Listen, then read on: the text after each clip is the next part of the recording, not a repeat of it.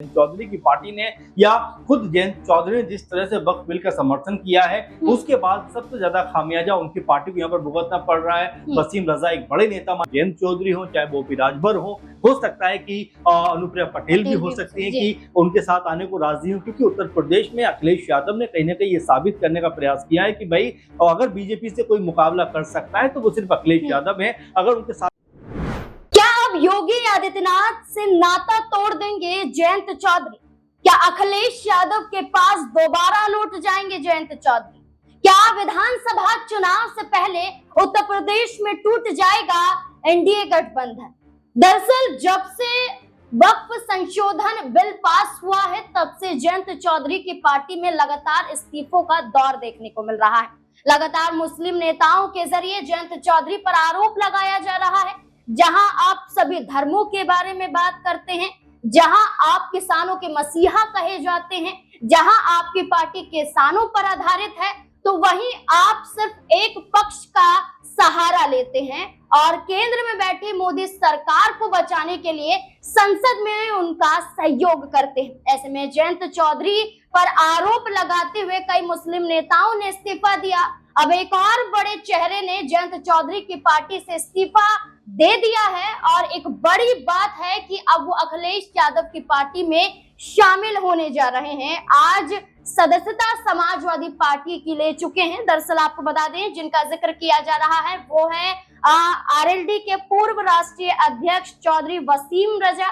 वसीम रजा ने कहा कि उन्हें जयंत चौधरी की पार्टी में घुटन महसूस हो रही थी क्योंकि अब उनकी ही पार्टी में सुनी नहीं जा रही है और भारतीय जनता पार्टी जो करती है जयंत चौधरी उनको फॉलो करते हुए नजर आते हैं। तो क्या अब यही खामियाजा जयंत चौधरी को भुगतना पड़ेगा और क्या इस आधार पर जयंत चौधरी अब गठबंधन तोड़ने के लिए एक बार फिर से मजबूर दिखाई दे सकते हैं? क्या समाजवादी पार्टी के साथ जा सकते हैं? कई बड़े सवाल जुड़ते हैं, सवालों के जवाब लेंगे। मेरे साथ मेरे वरिष्ठ सहयोगी अमन सर जुड़ चुके हैं।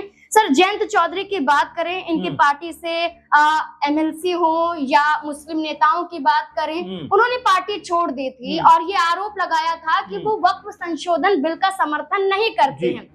इसके बाद जयंत चौधरी ने कहा कि मुस्लिमों को भटकाने का काम किया जा रहा है। जयंत चौधरी ने कहा कि हम एक मुहिम चलाएंगे जहां हर मुस्लिमों को समझाया जाएगा कि वक्फ संशोधन बिल आखिरकार क्यों लाया जा रहा है।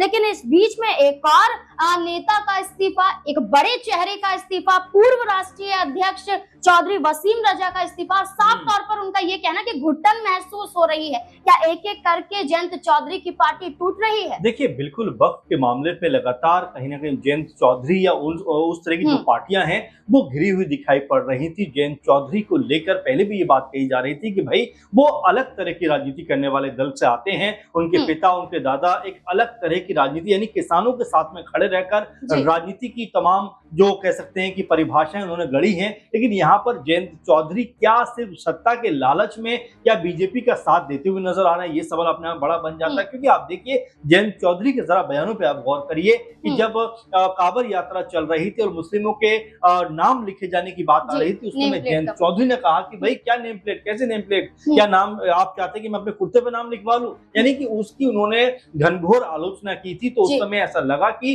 बीजेपी के साथ रहकर भी बीजेपी की जो आइडियोलॉजी है वो उसको फॉलो नहीं करेंगे। एक बात। दूसरी बात आप देखिए कि जब ईद के मौके पर सड़क पे नमाज पढ़ने की बात आ रही थी उस समय भी आरएलडी ने बड़ा स्पष्ट तौर पे कहा कि भाई अगर आधा एक घंटा अगर इस तरह की नमाज हो भी जाती है तो इससे क्या फर्क पड़ता है। यानी कि आरएलडी की जो विचारधारा है, जिस तरह की राजनीति है, वो जयंत चौधरी के जरिए या उनकी पार्टी के जरिए सामने आती रहती है। लेकिन वक्फ के मामले पे कहीं ना कहीं ऐसा लगा कि क्या वो बीजेपी के कहने पर या सत्ता में बने रहने पर उनके साथ में खड़े हो गए। क्योंकि यहाँ पर उसके बाद से लगातार देखा जा रहा है कि जयंत चौधरी की पार्टी ने या खुद जयंत चौधरी ने जिस तरह से वक्फ बिल का समर्थन किया है उसके बाद सबसे ज्यादा खामियाजा उनकी पार्टी को यहाँ पर भुगतना पड़ रहा है। वसीम रजा एक बड़े नेता माने जाते हैं, राष्ट्रीय अध्यक्ष तक रह चुके हैं, यानी कि एक बड़े लेवल की राजनीति कर चुके हैं। उस तरह से और भी कई ऐसे मुस्लिम नेता हैं जिन्होंने सर यही जयंत चौधरी हैं जिन्होंने ये कहा था, हाल फिलहाल में उनका बयान सामने आया था कि हम जो योगी की पुलिस है उसको सबक सिखाकर दम लेंगे। यानी कि जो फैसले आपने कहा कि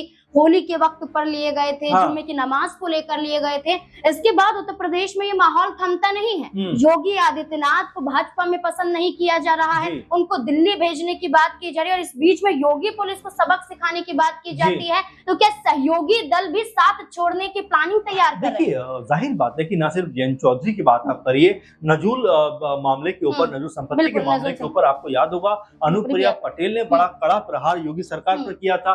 खुद बीजेपी के कई विधायक इस पे नाराज हो गए थे, आपको याद होगा। उसके बाद अलावा राजा भैया भी कहीं ना कहीं खफा नजर आए थे। फिर आपने देखा कि ओपी राजभर का भी जो स्टैंड है वो कभी यहाँ कभी वहां नजर आता है, कभी मुख्यमंत्री की बात करने लग जाते हैं अपने आप को, कभी कुछ और कहने लग जाते हैं, कभी ये कहते हुए दिखाई पड़ते हैं कि भाई अब इस जो योगी और मोदी का जो मैजिक था वो खत्म हो चुका है। तो ये जो सहयोगी दल है वो लगातार बीजेपी के लिए मुश्किलात की कहीं ना कहीं सबब बन रहे हैं। लेकिन आप जो मुद्दा उठा रहे हैं कि क्या जयंत चौधरी की पार्टी पे इसका कोई बड़ा असर पड़ सकता है, जाहिर बात है कि देखिए जयंत चौधरी के ऊपर न सिर्फ असर पड़ सकता है बल्कि पड़ रहा है, क्योंकि तमाम ऐसे बड़े चेहरे जो अब तक पार्टी को मजबूत कर रहे थे, ताकत पार्टी की बने हुए थे, वो लगातार अब पार्टी से अपने आप को दरकिनार करते हुए नजर आ रहे हैं। तो ये जयंत चौधरी के लिए नुकसानदायक हो सकता है, क्योंकि आप देखिए कि जब 2022 में जयंत चौधरी अखिलेश यादव के साथ चुनाव लड़े, 8-9 उनके पास विधानसभा की सीटें आई, लेकिन उसके बाद अखिलेश यादव ने कहा कि भाई आप 8-10 सीटों पर चुनाव लड़िए, हम आपके साथ में खड़े हुए।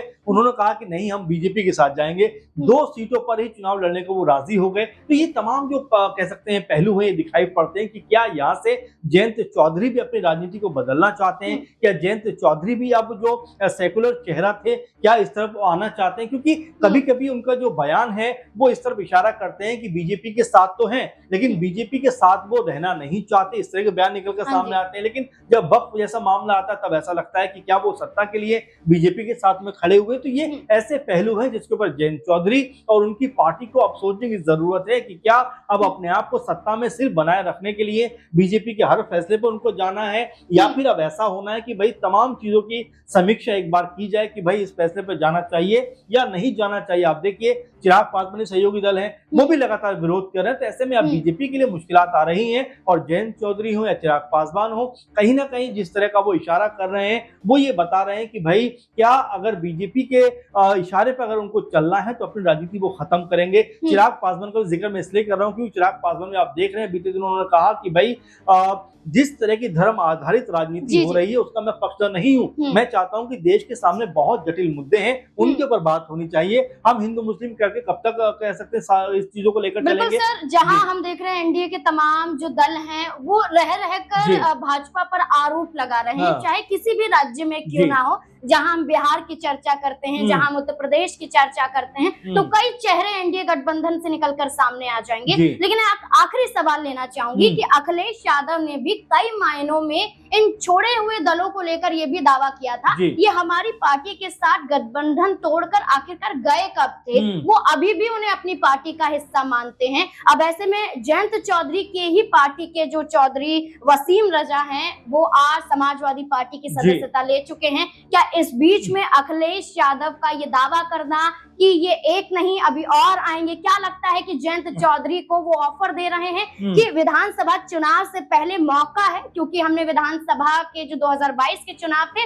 उसमें आपको 20 से ज्यादा सीटें दी थी और भारतीय जनता पार्टी ने आपको लोकसभा चुनाव में सिर्फ 2 सीटों पर सिमटा कर रख दिया था। बिल्कुल नाज़मीन, यहाँ पे देखा जा रहा है कि जयंत चौधरी को समझ में आ रहा है कि उनकी पार्टी में अगर इस तरह से लगातार लोग जो उनके नेता है, जो मजबूत नेता है, अगर साथ छोड़कर जाते रहे तो उनके लिए मुश्किलें होंगी। और यहाँ पर अखिलेश यादव भी जिस तरह से अभी भी इस उम्मीद में है कि 2027 के चुनाव से पहले चाहे वो जयंत चौधरी हो चाहे वो ओपी राजभर हो सकता है कि अनुप्रिया पटेल भी हो सकती है कि उनके साथ आने को राजी हो, क्योंकि उत्तर प्रदेश में अखिलेश यादव ने कहीं ना कहीं ये साबित करने का प्रयास किया है कि भाई अगर बीजेपी से कोई मुकाबला कर सकता है तो वो सिर्फ अखिलेश यादव है। अगर उनके साथ में लोग रहेंगे तो यहाँ पर वो सरकार भी बना सकते हैं। तो कोई बड़ी बात नहीं है कि 27 से पहले कोई बड़ा उलटफेर यहाँ पर होता हुआ दिखाई पड़े, क्योंकि आप देख रहे हैं नाज़मीन कि योगी जी के खिलाफ खुद उनकी ही पार्टी के लोग नजर आ रहे हैं। तो ऐसे में बीजेपी के अंदर भी कहीं ना कहीं जो सीएम पद की रेस है उसको लेकर तमाम सारे चेहरे सामने आ गए। कभी ब्रजभूषण का नाम सामने आ जाता है, कभी जो है केशव मौर्य का नाम सामने आ जाता है, और योगी तो है ही। तो ऐसे में